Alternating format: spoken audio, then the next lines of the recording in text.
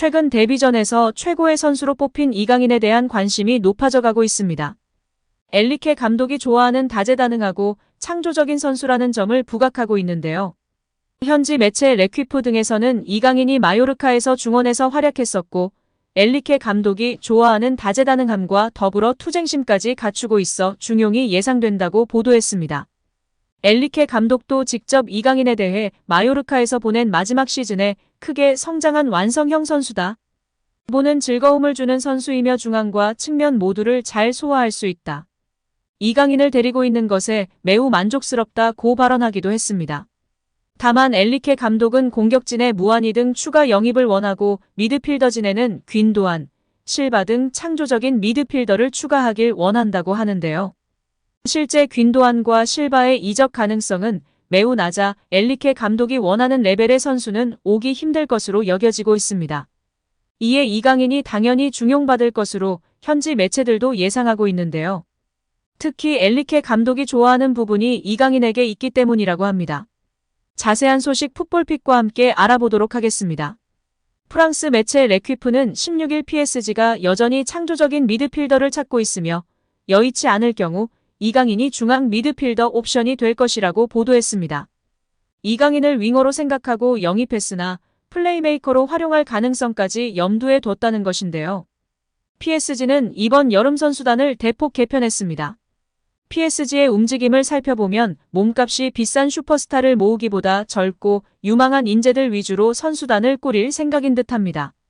세계적 스타인 리오넬 메시와 네이마르가 떠났고 킬리안 음바페도 1년 안에 떠날 가능성이 큰 상황입니다.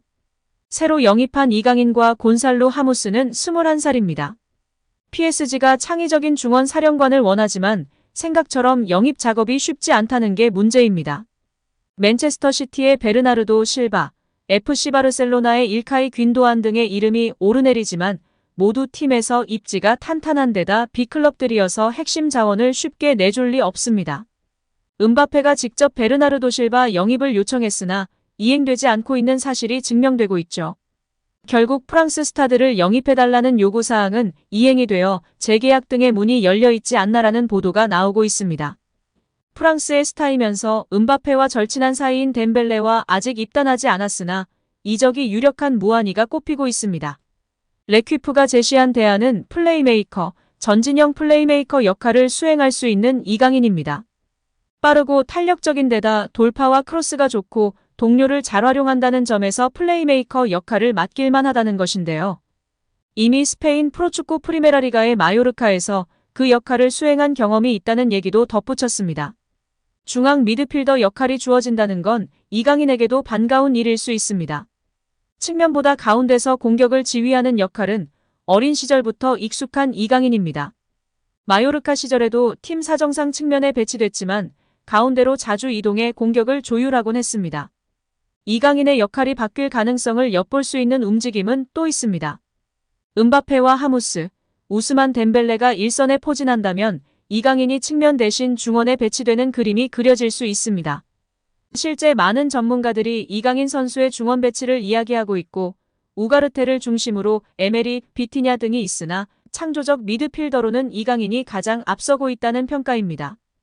또한 이미 지난 인터뷰에서 이강인 스스로도 왼쪽, 오른쪽, 중앙 어디든 상관없이 볼 수 있는 미드필더라고 자신을 소개했고 엔리케의 인터뷰에서도 이강인은 미드필더와 공격수 두 가지 모두를 수행할 수 있다고 발언하기도 했습니다. 여기에 기존 파리 생제르맹에서 창조적 미드필더, 플레이메이킹 역할을 했던 베라티, 네이마르 두 선수 모두 팀을 떠났거나 떠날 예정이기 때문에 새로운 플레이메이커는 이강인 될 것이라는 예상이 지배적인 상황입니다. 또한 프랑스 매체 르 파리지앵은 17일 PSG가 프랑스 출신의 공격수 콜로, 무한이, 브래들리 바르콜라를 동시에 노리고 있다면서 PSG는 무한이 영입을 위해 8천만 유로 약 1160억 원, 바르콜라 영입에 2천만 유로 약 290억 원을 지불할 계획이라고 보도했습니다.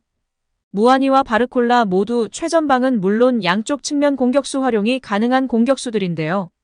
둘을 데려오면 PSG의 새 시즌을 위한 영입도 마무리할 계획입니다. PSG가 두 선수를 모두 잡는다면 최전방 선수진은 두꺼워집니다.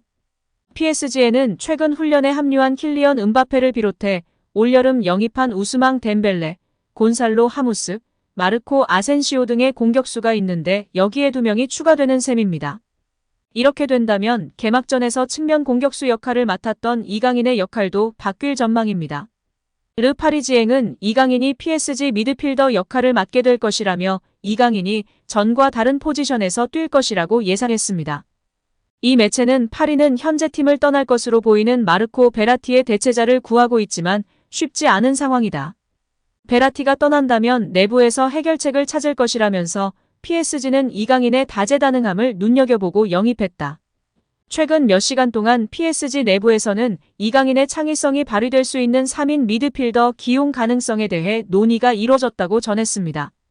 이강인이 중원에서 뛰게 되면 빼어난 개인기를 앞세운 탈압박과 정확한 왼발킥과 패스의 장점이 더욱 부각될 수 있는데요. 르 파리지앵에 따르면 PSG 내부에서는 상대 수비와 미드필더 사이 공간을 침투하는 이강인의 움직임을 높게 평가하고 있습니다. PSG는 프리시즌과 리그 개막전에서 창의적으로 중원에서 경기를 풀어갈 미드필더의 부재를 느끼며 답답한 경기를 펼쳐나갔습니다. 이강인이 중원에서 합격점을 받는다면 측면보다 더욱 경쟁력을 갖게 될 수 있다고 보는 견해가 주를 이루고 있는 상황입니다. 이강인의 중원 활용은 당장 20일 펼쳐질 툴루즈전부터 볼 수 있을 전망인데요. 르 파리지앵은 루이스 엘리케 PSG 감독은 툴루즈를 상대로 이강인, 마누엘 우가르테, 에머리로 이뤄진 중원을 구성할 수 있다고 예상했습니다. 창의적인 패스를 제대로 뿌려줄 줄 아는 이강인 선수입니다. 이미 개막전에서 패스 성공률 88%의 전진 패스가 대다수였고 키패스는 1회였으며 크로스는 12차례나 있었습니다. 제대로 찬스를 못 살린 동료들로 인해 공격 포인트를 달성하지 못했는데요. 툴루즈전에서는 은바페와 함께이니 가능할 것 같습니다. 은바페도 자신에게 양질의 패스를 공급해줄 창의적 미드필더인 이강인으로 인해 잔류로 마음을 잡은 것 같죠. 프랑스 매체 레퀴프는 엘리케는 공격진의 추가 영입과 미드필더진의 창조적인 역할을 할 수 있는 미드필더를 추가하길 원한다. 그러나 상황이 여의치 않으면 이강인이 그 역할을 수행할 것이다. 이강인은 중앙과 측면 모두를 소화하는 활동 반경이 넓고 다재다능한 미드필더로 엘리케 감독이 좋아하는 유형이다. 무엇보다도 많이 뛰고 팀에 헌신하며 투쟁적인 모습도 장점으로 꼽히고 있다. 이강인은 중용을 받으며 더욱 성장할 것으로 기대받고 있는 선수 중 한 명이다 라고 보도했습니다. 국내의 축구 전문가는 엘리케 감독의 스페인 시절을 살펴보면 네임밸류로 선수를 뽑지 않았다. 자신의 축구 철학, 축구 전술에 부합하는 것을 가장 중요시한다. 그래서 리버풀의 알칸타라가 떨어지고 가비, 솔레르 등이 뽑힌 것이다. 엘리케 감독은 당연히 볼간수를 잘하고 탈압박에 능한 선수를 좋아한다. 이 점은 기본적인 사항이고 그 다음에 압박하고 많이 뛰고 수비 가담 많이 하는 전투적인 스타일을 좋아한다.